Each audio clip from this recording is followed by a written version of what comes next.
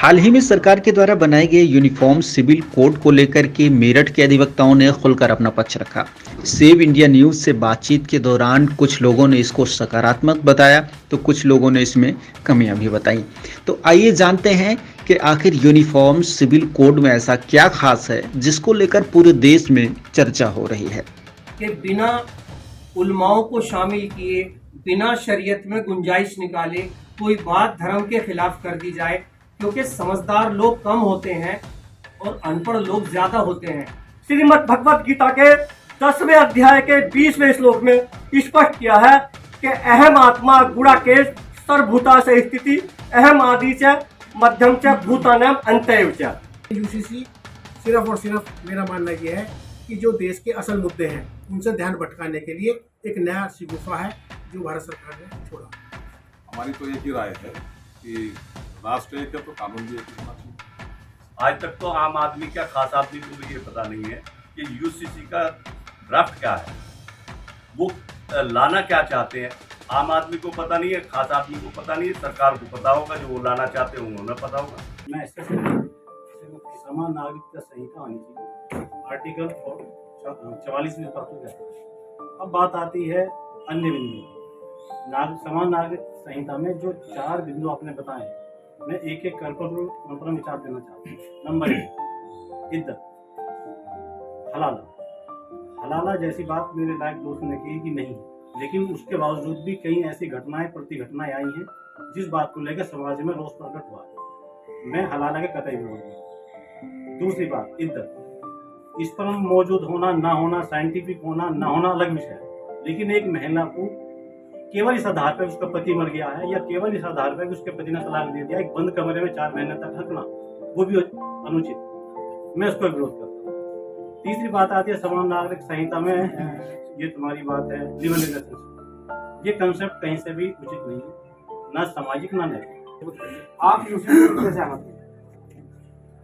Sir UCC जो है अभी मेरे सभी जो उन्होंने कहा है आदरणीय कि अभी इसमें कोई मसौदा दाखिल नहीं किया है,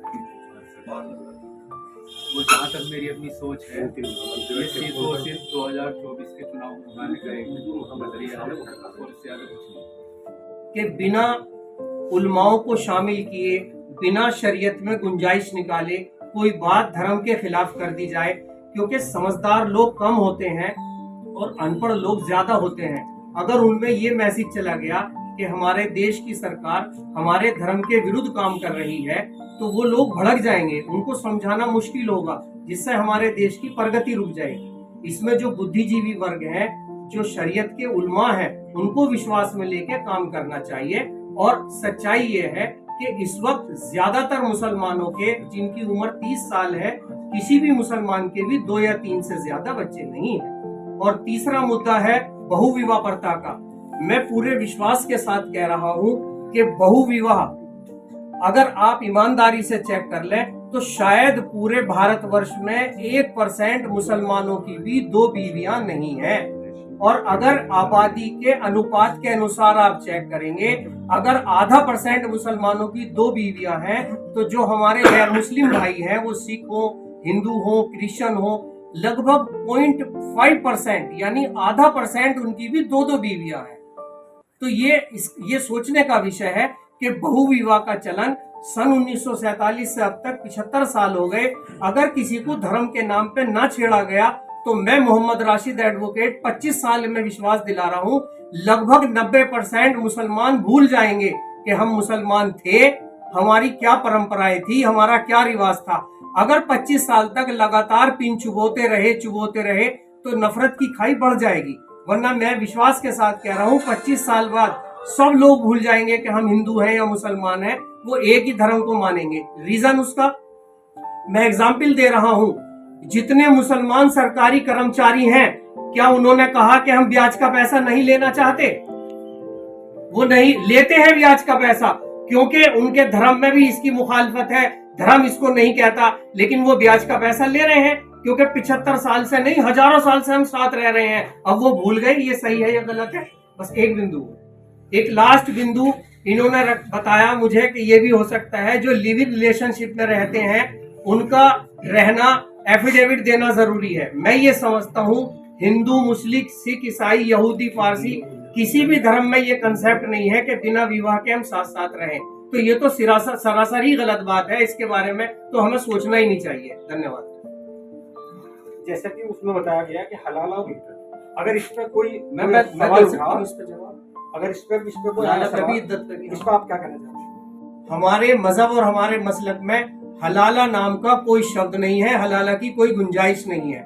अगर कोई अपने मजहब में तोड़ मरोड़ करके कोई नई बात पैदा करे और लोग उसको उस मजहब की पहचान समझने लगे, तो उस तोड़ मरोड़ करने वाले की भी गलती है और बिना धर्म को समझे हुए बात को मान लेने वाले की भी गलती है। हलाला का कोई कंसेप्ट इस्लाम में नहीं है। और रही इद्दत की बात, तो इद्दत के मुतालिक ये बात साबित हो चुकी है कि जब किसी का हस्बैंड मर जाता है तो 4 महीना 10 दिन तक, ये रिसर्च अमेरिका, जापान और कई देशों के साइंटिस्टों ने साबित किया है कि उस महिला के शरीर में उस व्यक्ति का स्पर्म मौजूद रह सकता है 4 महीने 10 दिन तक, एक दिन ना कम ना एक दिन ज्यादा। तो इद्दत का मतलब यह है कि 4 महीने 10 दिन तक वो किसी दूसरे से शादी ना करे। बस इद्दत का ये मतलब है। जैसा कि स्कूल के सदस्य ने अपने विचार रखे हैं, उसी आधार पर अभी ड्राफ्ट सामने नहीं है, तो इस पर अपना कोई मत व्यक्त किया जाना संभव नहीं है। हमारी तो एक ही राय है कि राष्ट्र एक है तो कानून भी एक ही होना चाहिए। समान जो नागरिक है उनको एक ही कानून के अंदर आना चाहिए, उसमें कोई भिन्नता नहीं होनी चाहिए। दूसरा, भविष्य में अब लिव इन रिलेशनशिप है, ये हमारे यहाँ हमारे अगर जो पृष्ठभूमि हमारे इतिहास की रही है, की रही है, हमारे यहाँ पे था नहीं। ये वेस्टर्न कल्चर है और पश्चिमी देशों से यहाँ पे आया हुआ है, इसे अडॉप्ट करने का प्रयास किया जा रहा है। इसी से हमारी सभ्यता जो है वो खंडित होने के पूरे प्रयास। ये जो यूसीसी कानून है, इसमें जो देश के प्रधानमंत्री माननीय मोदी जी की सोच है, उस सोच को देखना बहुत जरूरी है कि वो सोच कितनी गहरी है और कहां से ली गई है। मैं इसमें वर्णन करूंगा श्रीमद् भगवत गीता का, जो श्री कृष्ण भगवान द्वारा जो लिखी गई है और जिसको हिंदू, मुस्लिम, सिख, ईसाई सभी मानते हैं, क्योंकि वो किसी एक जाति धर्म के नहीं लिए है, विश्व के समान नागरिक के लिए है।